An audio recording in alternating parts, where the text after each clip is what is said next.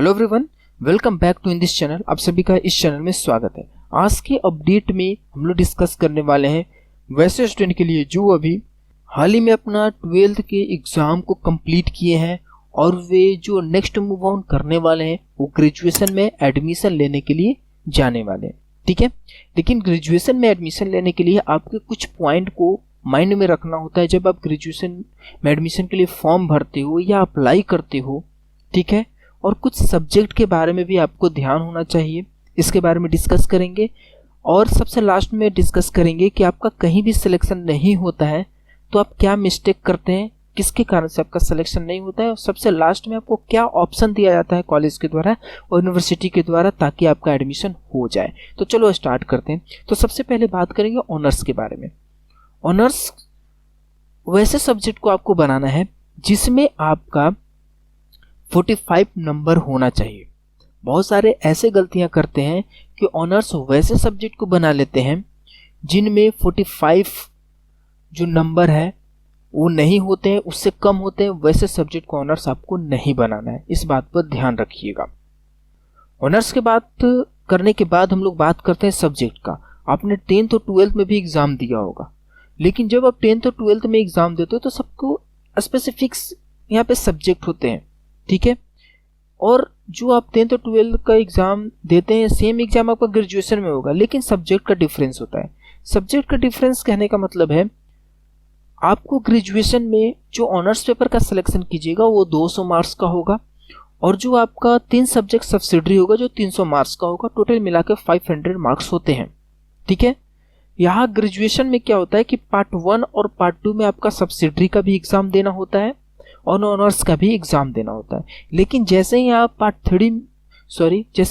Third में move on करते हैं उस समय आपको सिर्फ ऑनर्स पेपर का एग्ज़ाम देना होता है जो 400 मार्क्स के होते हैं, और एक होता है 100 मार्क्स का जीएस।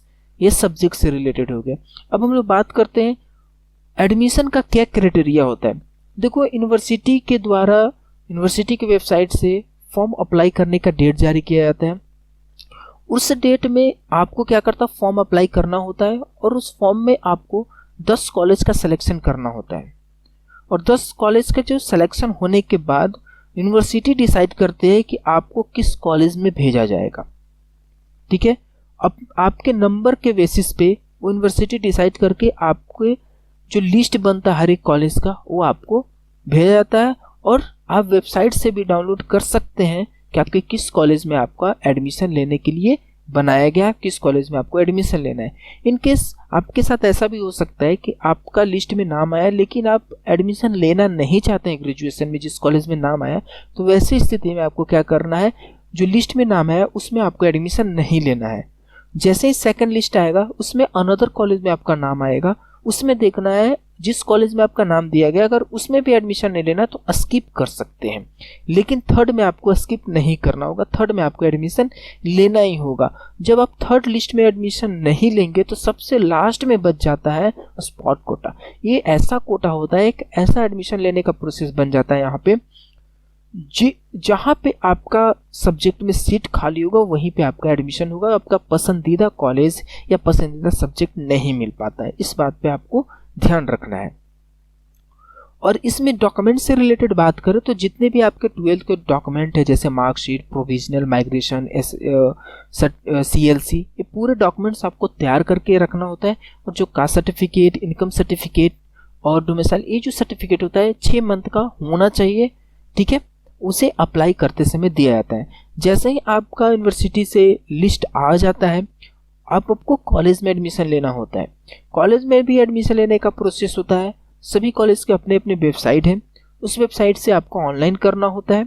ऑनलाइन करने में क्या प्रोसेस होता है कि जितने भी डॉक्यूमेंट का रिक्वायरमेंट होता है वो आपको फुलफिल करना पड़ता है, और साथ ही साथ आपका जितने भी फ़ी लग रहे हैं उसे आपको ऑनलाइन पे करना होता है। जब आप ऑनलाइन फ़ी पे कर देंगे, अपना फॉर्म अप्लाई कर देंगे, तो लास्ट में आपको पेमेंट रिसिप्ट मिलते हैं। उस पेमेंट रिसिप्ट को आपको क्या करना होता है, कॉलेज में वेरिफिकेशन करवाना होता है। जैसे ही आपका वेरिफिकेशन हो जाता है तो आपका जो एडमिशन प्रोसेस है यहाँ पे ख़त्म कर दिया जाता है। तो इस तरह से आपको पूरे प्रोसेस को कंप्लीट करना है ताकि कोई भी प्रॉब्लम आपका ना हो जो आपका ऑनर्स पेपर सिलेक्शन करने का जो तरीका होना चाहिए वो बेस्ट होना चाहिए, क्योंकि ऑनर्स पेपर में आप सिलेक्शन करने में अगर मिस्टेक आप कर दिए तो आपका ये 100% के किसी भी लिस्ट में आपका नाम नहीं आएगा, और सबसे अंतिम में जो स्पोर्ट कोटे बचते हैं उसमें आपको एडमिशन लेना होगा और आपका पसंदीदा कॉलेज और पसंदीदा सब्जेक्ट नहीं मिल पाता। तो मिलते हैं नेक्स्ट वीडियो में इसी चैनल पर। थैंक यू, धन्यवाद।